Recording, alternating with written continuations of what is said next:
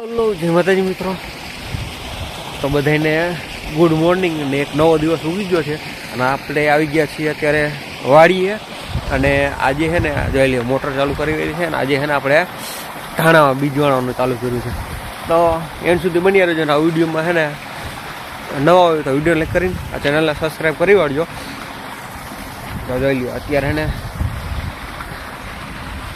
આપણે મોટર ચાલુ કરવી એટલે મારા પપ્પા આવી ગયા હતા વહેલા અને આપણે હજી અત્યારે વાડીએ પીગ્યા છીએ. અને અત્યારે છે ને આમાં જોઈ લો 2 ઘેરા પી ગયા છે અને ત્રીજા ઘેરામાં ધાણામાં બીજ વાળવાનું ચાલુ કરી દીધું છે. તમે જોઈ શકો છો ઘઉં પી ગયા છે, પહેલાં ઘઉં ખાતર નાખીને પાઈ દીધા અને આજે છે ને આપણે ધાણામાં બીજ વાળવાનું ચાલુ કર્યું છે.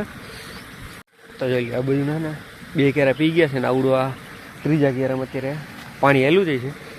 તો છે ને બપોર લગીમાં 1 વાગ્યા લગી પાવર રહે ત્યાં લગીમાં કેટલા પીવે છે બરાબર. તો જોઈ લો મિત્રો આ સાઈડના છે ને ઘઉં સાઈડના પી ગયા છે અને આ ધોરિયામાંથી એક નાકો બાકી છે આની પાછી. અને પાવર અડધી કલાકનો પાવર રહ્યો છે. તો જોઈ લો મિત્રો આ સાઈડના આપણે રહીએ ને ઘઉં સાઈડના એ ધાણા બીજવાણી ગયા છે અને આ બાજુના ધોરિયામાં છે ને એક જ નાખવાની પાછી બાકી છે. અને પાવર છે ને મિત્રો ખાલી રહ્યો છે અડધી કલાકનો. તો અડધી કલાકમાં નાખવું તો થોડુંક અધૂરું રહી જાય.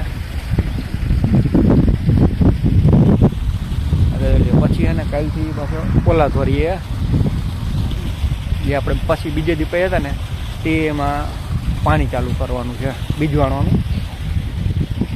જે આમાં કોક દેખાઈ ગયા ને ધાણા એટલે આજે આપણે બીજ વાળવાનું ચાલુ કરી દીધું છે. અને જોઈ લો હું તમને છે ને આપણા ઘઉં દેખાડી દઉં પાયા પછી કેટલા લાઇટમાં આવે છે. આપણે છે ને ઘઉંમાં ખાલી 1 પાણ પાઈને પછી આપણે ખાતર નાખીને બીજ વાણી દીધા છે.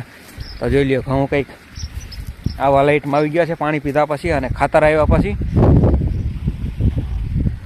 અને છે ને મિત્રો ધાણામાં તે થોડો આમ પારવા મીંડાતા દેખાવા એટલે કીધું હેરે આપણે બીજ વાણી દઈ.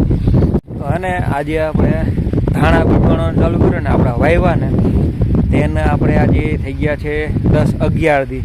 અને 11મા દિવસે ને આપણે બીજ વાળવાનું ચાલુ કરી દીધું છે